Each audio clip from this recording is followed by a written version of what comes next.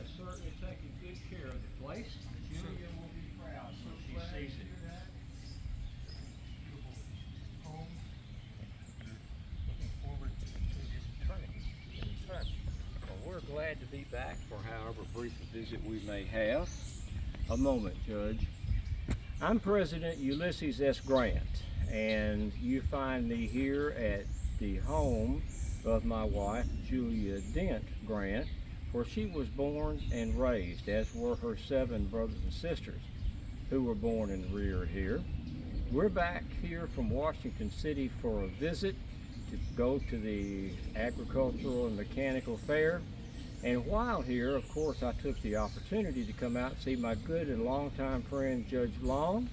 And Judge Long is going to tell you a bit about Whitehaven, because you may be surprised that Julia's family, the Dents, was not the first family to live in this house.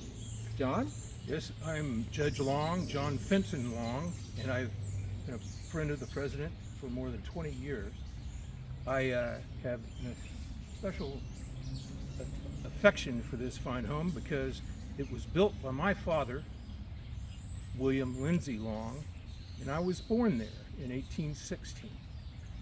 Now, my father sold the house about 2 years later to the Hunt family, went to start a project in what is now Fenton, Missouri, but then came back and bought land not too far from here and built his own house where I grew up.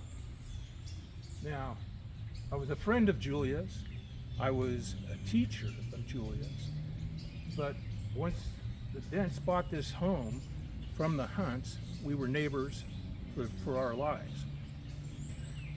Well, Julia grew up here, and as I said a moment ago, that all 7 of her brothers and sisters grew up here. There was one young Dent that died not long after birth and is buried here on the grounds, and I found out in my courtship of Julia as a young cadet just out of West Point and assigned to Jefferson Barracks, just about 5 miles from where we stand. I found out that no one in the Dent family speaks of the youngster who died so young.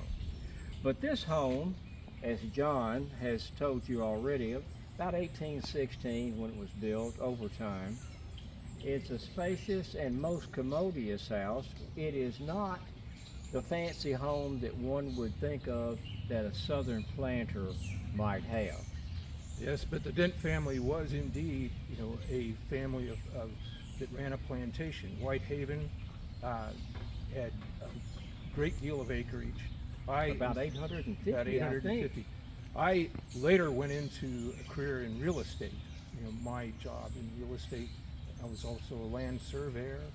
I worked in the judicial system, that's why I'm referred to as Judge Long. And justly so. I was a marshal for the county and a city police chief. So my experience in this area was over time to see it built up, from these scattered farmsteads, these plantations, and it has become a beautiful setting that we are proud to maintain for you, so that when you and Julia return, it will be a most fine place to live and raise your horses. Just so. Well, Whitehaven ultimately got up to about 850 acres and about 30 slaves. There was slave labor that kept it running. The war ruined Colonel Dent. He really wasn't a colonel. All these southern plantation owners adopt the honorary title of colonel, but he insisted on being addressed as colonel, particularly when a young Lieutenant Grant came courting his daughter.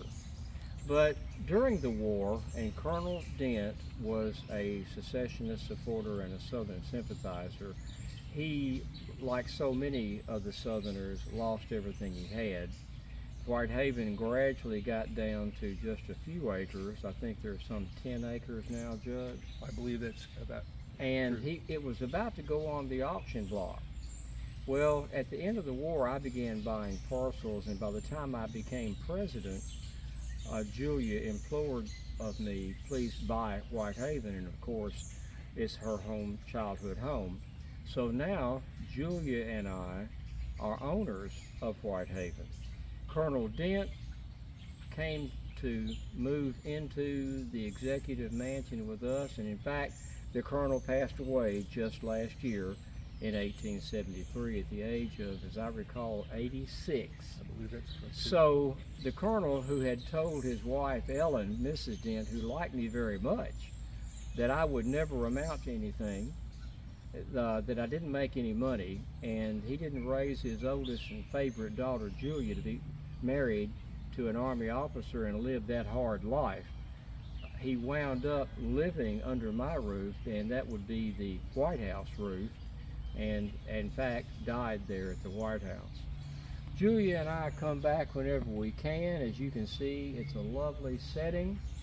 Whitehaven, Missouri, about 5 miles from Jefferson Barracks, and I understand about 12 miles from downtown St. Louis. That's Judge. correct. Yes. And this is Judge John Fenton Long, who is my dear friend, a lifelong friend, and now my caretaker, who oversees Whitehaven while I am in White House, on the White House in Washington City, on government business. So having said that, Judge, and I trouble you no longer, you have much to do to prepare for Julia to get here. Yes. I came out as soon as I could. She's visiting friends of hers, and I wanted to see the house and have just a moment to reflect. Oh, I should also say that here in 1874, it is my intent, Judge, as you well know, to retire from public service at the end of my term and come back to Whitehaven and breed racehorses. In fact, the judge is working diligently on developing my stock so I can raise racehorses and retire and live the life of a country gentleman breeding fast horses. We're doing everything we can, Mr. President, to make that happen. And The house itself, as you can see, is in fine shape. I need to find the overseer, Carlin, in order to check a few more things before Julia gets here. And that reminds me, Judge, the green, the color green is so distinctive. What color is that, Judge? That is Paris green, and it was Julia's choice. It is yes. uncommon. We began this spring to get the materials, the pigment, the Paris green pigment to go in with the whitewash and the oil paint. But I believe it is a bold choice. But it is a popular color. It is. I understand that she was inspired by a dress Ah, that she had. I just I hope she is as happy with the color on her house as she was with it on her dress. Well, it is popular. It is a bit strong, but I like it nonetheless. I would also add that there's a subtlety that you should understand. In 1874, all paint is whitewash. To get a color other than white, you must buy pigment and powder to make it whatever color you wish. And as I understand, I had to write the check for it. The pigmentation is very expensive. So for Julia to have that paint that matched her pretty green dress, it cost me a pretty penny. But it also is a very subtle statement of, we have money. And for Julia, after having lived those hard, desperate years between the war, the Mexican War, and the Civil War, and those lean years, it's very important to Julia that she is able to demonstrate to her friends and acquaintances here in St. Louis that she no longer lives in those penury and poverty-ridden days. Yes, and as a lifelong neighbor and friend of the family, I am very happy to make her happy. As am I, John. Now, the judge must be about his business, and I mine. We're going to go back in the house, but I should like to remind you that you have been walking the ground with President Ulysses S. Grant and his favorite old friend in St. Louis and caretaker now at Whitehaven, Judge John Fenton Long. Judge, will you join me? Yes, John, you've done a good job. I couldn't be happier.